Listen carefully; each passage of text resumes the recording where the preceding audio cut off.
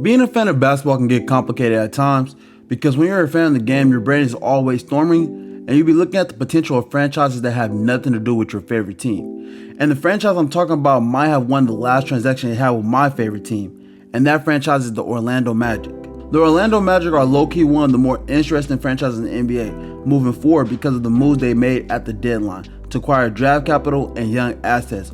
Also, while they have never been big contenders in free agency, that's mostly due to the franchise's reputation because honestly, free agents shouldn't mind coming there because the Magic are in Florida and are next to Disney World. They should be able to market that if they become a more competent franchise and make the right moves. I'm going to go into detail about how I would approach the offseason and moving forward, but before I get too deep into the video, do your boy a favor and hit that like button, as well as subscribe to the channel, as your support will be much appreciated. And with that all out of the way, drop the intro.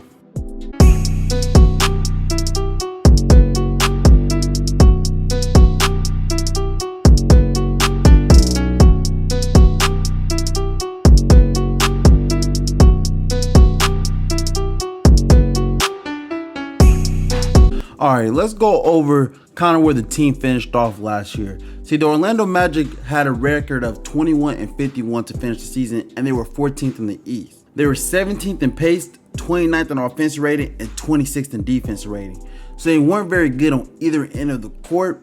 That was part of the reason why they decided to start making moves, such as getting rid of Vucevic, getting rid of Fournier, and even getting rid of Gordon, basically getting rid of their entire core.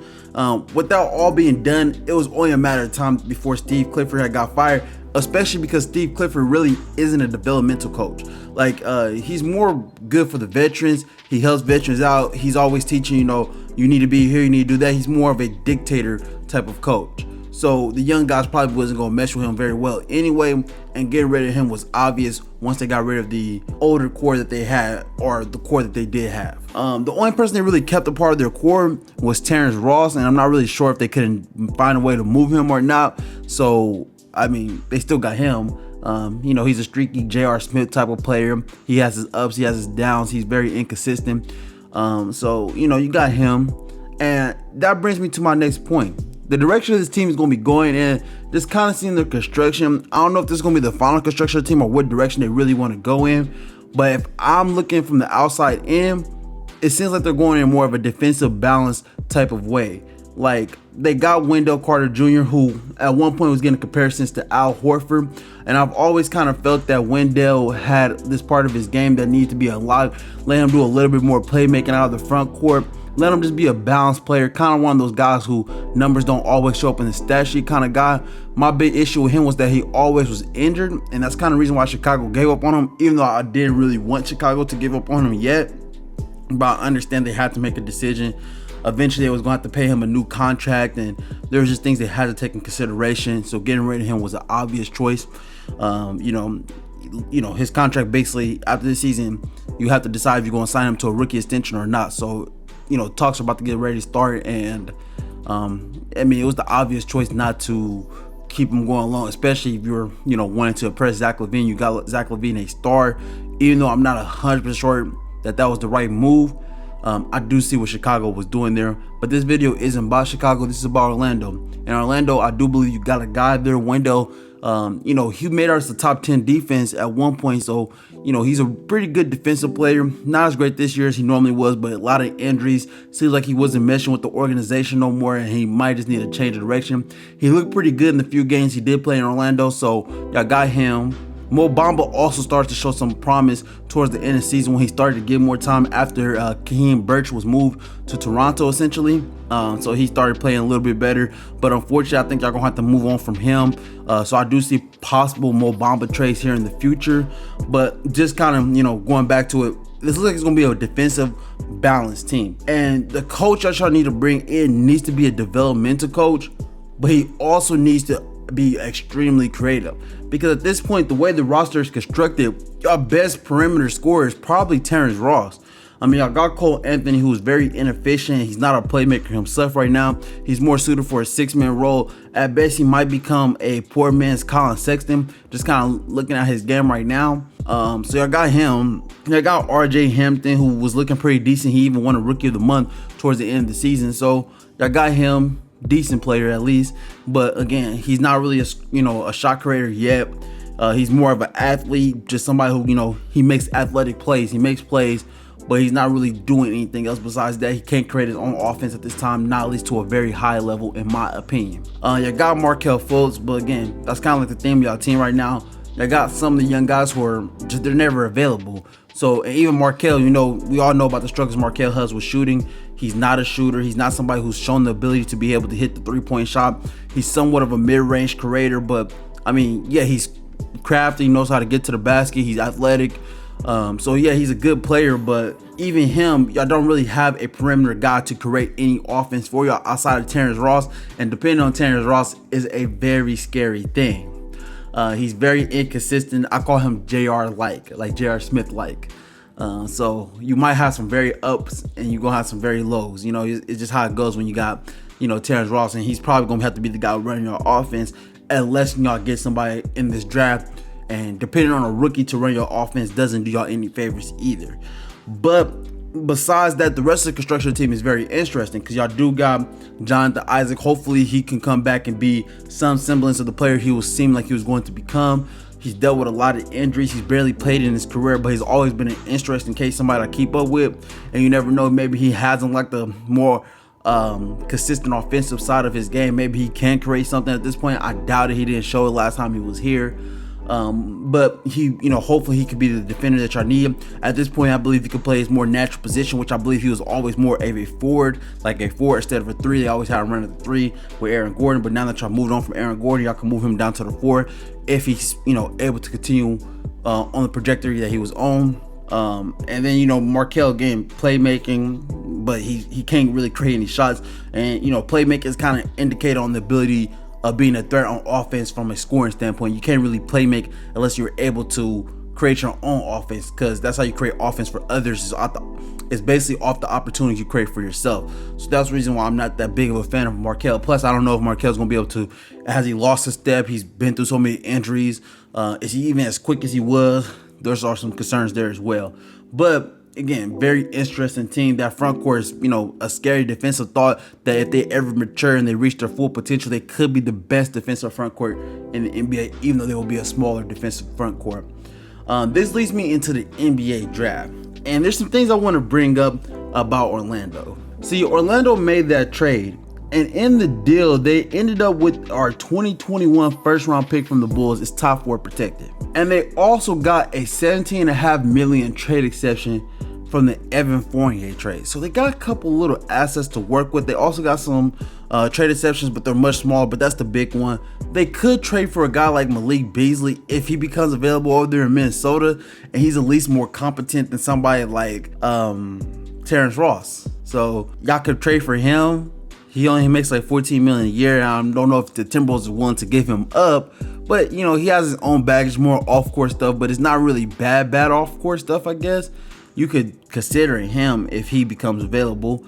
That's somebody I would look at. So, you got him, and you never know, you might be able to do a sign and trade with the Mavericks for Tim Hardaway Jr. But again, he's also somewhat similar to a Terrence Ross.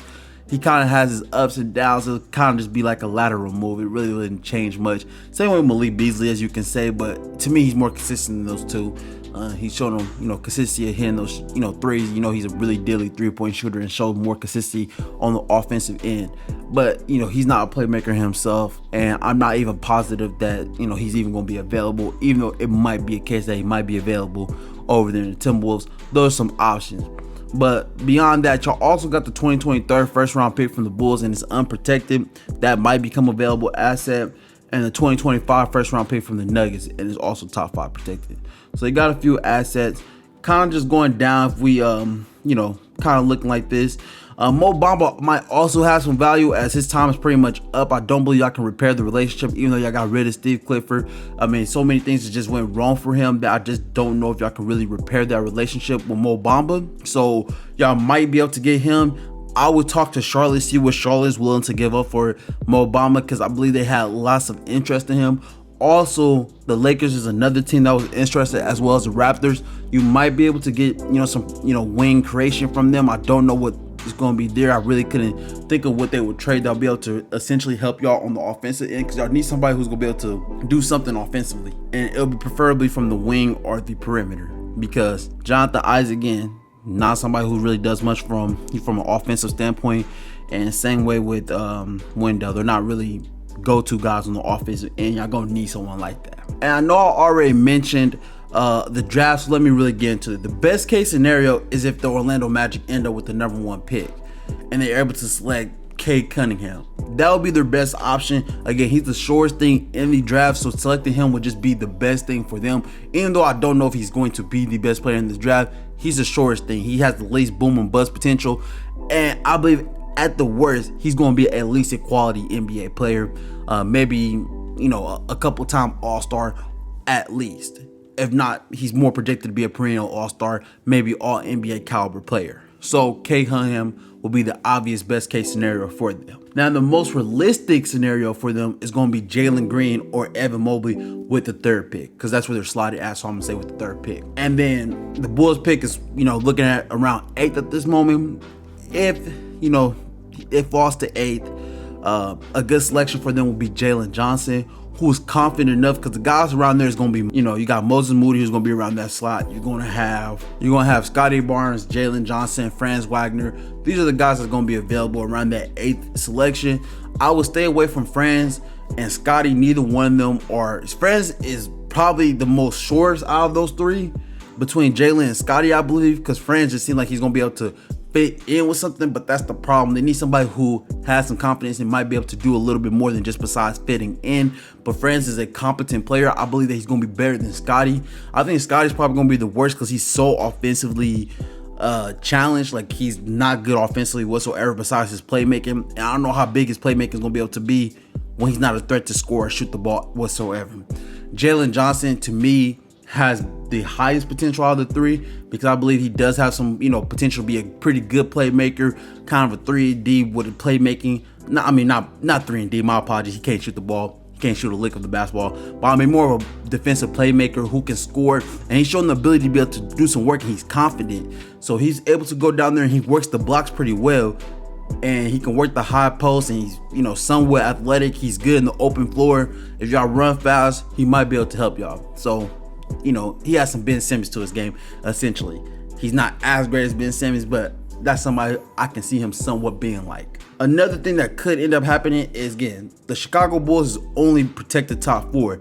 So if that pick falls to number 5, y'all could end up with Jonathan Kuminga and the 3rd pick, roughly around there. So y'all could end up with 2 top 5 picks. I believe that, if it comes down to the 5th pick, he's going to be the one that's available. I don't think Suggs is going to be available there. I don't think anybody else, he's going to be available at 5. So more than likely, if y'all end up with the 5th pick and y'all own selection, then Jonathan Kuminga is definitely the guy for y'all, just because he has the highest value out of any of those players. Even though I don't know if he's going to be better than Jalen Johnson or Franz Wagner. I'm not positive. He's very raw, but obviously he's there for a reason. The last thing I could suggest y'all do with that extra pick that y'all get from Chicago is y'all could turn that extra pick along with maybe some assets that y'all have, and y'all could turn that into a star caliber player, maybe a star creative perimeter player. I don't know who y'all be able to get that might be available, but y'all can use that to gain either more assets or to get another player that's more proven to be able to run your offense while some of y'all younger guys develop in the background. So those are some options I can have with how y'all can go towards the draft or how y'all can deal with the draft. And finally, I'm gonna wrap this video up talking about free agency. Again, Orlando is more in a rebuild, so getting star level free agents or signing big players to big contracts maybe not in the cards. Y'all might want to sell 1-2 year deals or 3-year deals with a last year with a club option or something on it, depending on if y'all like that player or they turn out well. But these are some things that y'all need to consider there. What y'all really need, y'all go in free agency. Y'all got about 16 million practical cap space. So y'all got y'all non-level, y'all got y'all mid-level exception. Y'all got some other things there. Y'all could probably get somebody like Reggie Bullock or Neymar Bjelica or Robin Lopez to help y'all with some, what y'all need, because y'all need some shooting. Reggie Bullock and Neymar Bjelica, they can provide some shooting for y'all. And then Robin Lopez, y'all also need some, help in the front court. And, he's a veteran, seems like a good locker room guy. So bringing him in to help some of the younger guys that got on the court, such as Wendell. And if y'all end up keeping Mo Bamba, he can kind of be a mentor to them, kind of tell them this is how, this is where you need to be at. This is how we do it in the league. This is where, things go down. Make sure you're in this spot, make sure you're in that spot, make sure you do this rotation. He could probably be that kind of guy. And that's kind of like, the gist of it right there. Those are some options that I would consider if I'm the Orlando Magic in free agency. I need to get some people in there. I definitely need a perimeter creator, and the coach y'all select is going to have to be a creative coach. I don't know if any of the big names is what y'all really need. Y'all might just need somebody who's a smaller name, but that y'all scouted and, seen that, yeah, he has the potential to be able to actually lead this team somewhere. But, I don't really know what coaching candidate I would suggest for y'all. That can, be creative enough to, or just understand the game enough to get y'all in a great position. If Mike Budenholzer gets fired from the Milwaukee Bucks, I would ask, does he want to join y'all staff? Most of the time they don't, go straight back to coaching after 1 year. They normally, take a year, or they, join someone else's staff and then they get a job after that. But if Mike Budenholzer becomes available, he might be a guy for y'all because, he did pretty well with those Atlanta teams who really didn't have a go-to guy either. So these are some things to take into consideration. If you liked my video, don't forget to leave your boy a like and subscribe to the channel. I always say this, but the support will be much appreciated. Your boy trying to grow over here. And until the next one, peace.